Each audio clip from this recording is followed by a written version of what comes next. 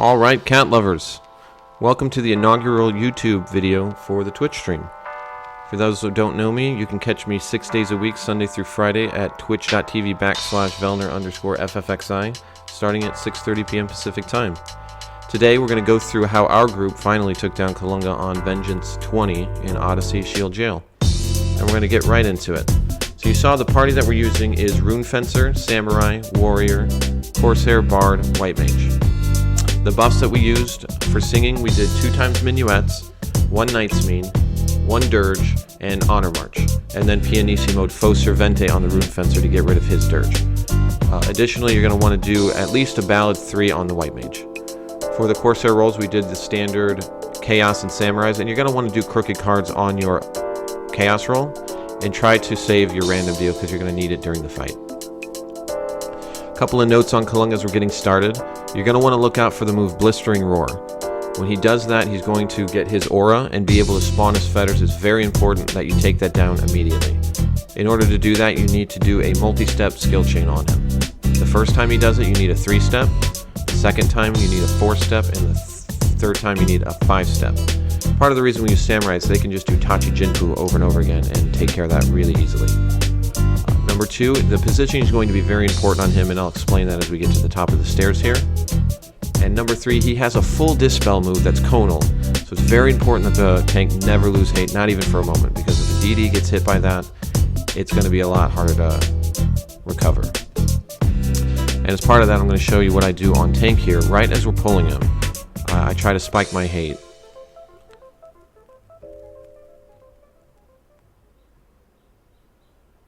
So I'm going to hit him with Flash. I'm going to turn around and immediately use Valiance on the party, and that's going to give me a huge hate spike. Boom. Now watch where we take him. It's important to position him in a way similar to this. I'll show you where we're going. And as soon as I get in position, I'm going to use Valiance, and then my hate's going to be off the charts. Alright, we're going to put him in this little notch here. This way I can't get knocked back, and the DDs can get in the formation they're going to do. So one part that's important is they need to be max melee range from him behind. If they do that, they won't get hit by the fetters when they spawn him. Additionally, you're going to see our warrior went to the right, everybody else to the left. The reason for this is the warrior's actually going to control the ad at 75% when it spawns. He's going to stay over there, and that way he can keep the ad on just him, and when it AoE attacks, it's only going to hit the warrior and everybody else is going to be safe. Oh, there's the first full Dispel.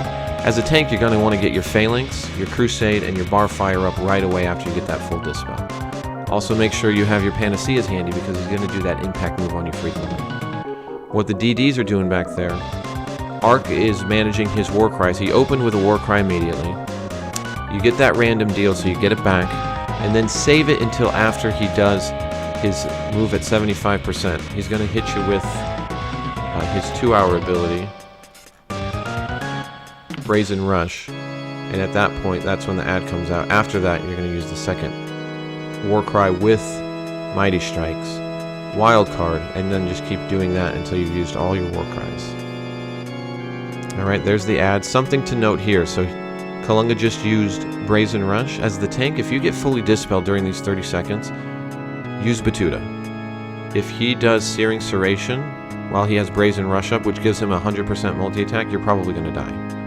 If you have Batuta up, though, you're going to parry some of those hits, and you will not.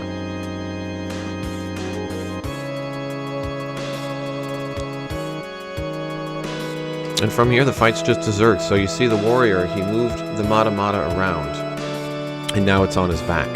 And that way, nobody else is getting hit. He's going to hit it with Provoke every 30 seconds to make sure it stays on him. And the trick to that is the Mata is going to spawn and attack whoever's number 2 on the hate list. At that point, it has its own hate table, and the only thing that messes it up is if you pull hate on Kalunga, it wipes your hate on the Mata. So the warrior's got it on him, he's going to keep it on him with Provoke. And there's the fetters. So now the Samurai is just doing Tachi Jinpu. He's going to do a 3-step. You'll see the blue exclamation points, meaning that we procced him. And there you go, aura's off. Just keep rolling. As the tank at this point, there's nothing special. Just keep rotating your hate moves and get your buffs back up as soon as you get Dispelled. There's the impact move, so we're going to do a Panacea. get that off right away. And knock some diminutions out when you can. I mean, it's not going to be a ton of damage, but every little bit helps, as my cat always says.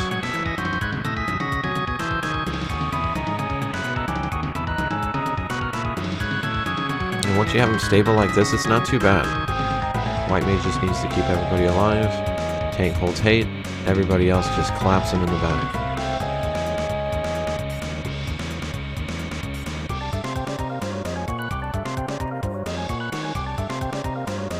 Another hot tip for tanking this guy. If you find yourself dying when those fetters are out and for some reason your party can't get them down, have Elemental Sforzo ready. That will save your life. And the fetters will start healing you rather than hurting you. And that's another way to extend the fight if you're having trouble with the fetters, because that can happen. Sometimes, you know, people can't get coordinated enough to get the skill chains, or he puts up his shell move that gives him stone skin, and that'll interrupt your ability to skill chain him. I tried taking this on both Rune Fencer and Paladin. I think both are totally viable. I had a lot easier time on Rune Fencer though. I think partly because of the parrying for things like Searing Serration keep you alive, and Rune Fencer just has far superior magic evasion, and a lot of his damage is fire damage. And we just keep cranking along, no big deal. I'm lying, it was a totally big deal. This fight was a pain in the ass.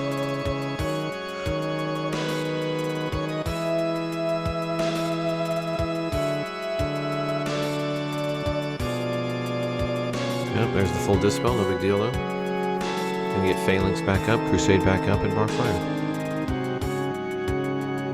Also, when you get Dispelled, call it out for your Bard, because you're gonna want to get your Honor March and Fire Carol right back up.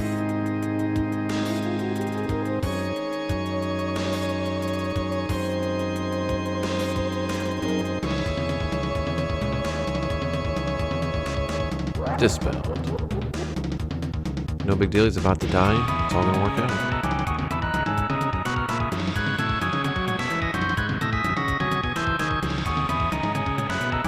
He also does do that weakness move. It can be a good idea to stop hitting while that's out. You don't want to feed him any TP. And he is dead.